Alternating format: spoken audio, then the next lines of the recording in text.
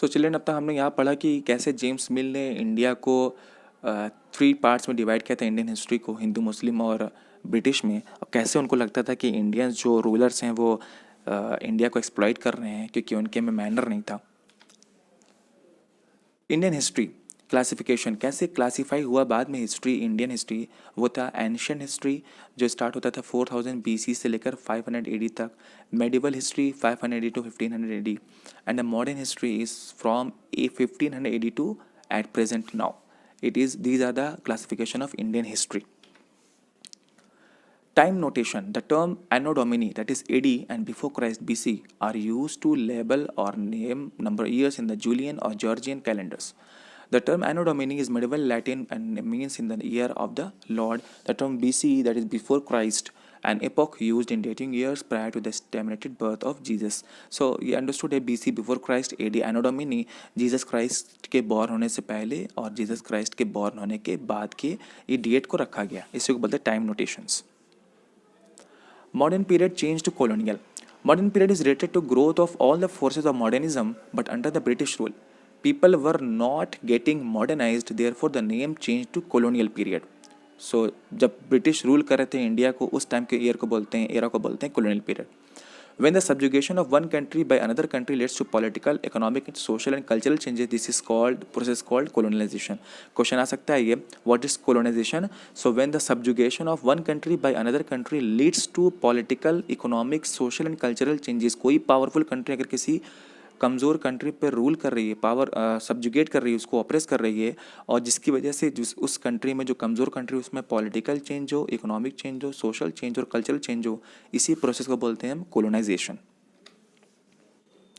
Sources of writing history, कैसे हमको पता चला कोई चीज़, कोई रिकॉर्ड कैसे पता चलता है कि हिस्ट्री में था।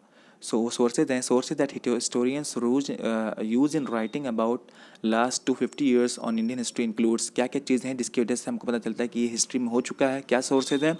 First is the official records of the British administration. For British the act of writing was crucial, so every plan policy agreement was in writing. This led to administrative culture of memos, noting and reports. जो British rule करते थे उसमें एक official records होता था, जिसकी वजह से आज हमारे पास वो चीज़ें रखी हुई हैं रिकॉर्ड्स के बेस पर। British also kept all the document preserved in the record room, which was attached to all administrative institutions.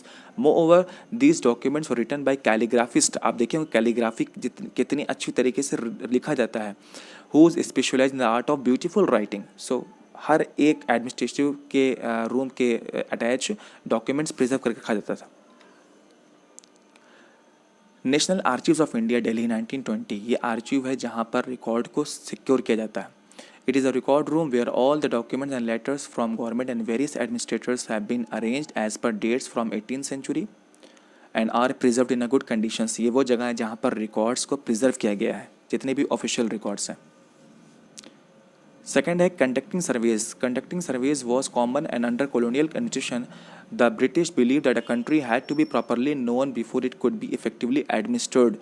By the early 19th century, detailed surveys were being carried out to map the entire country. For example, forest surveys, zoological survey, etc.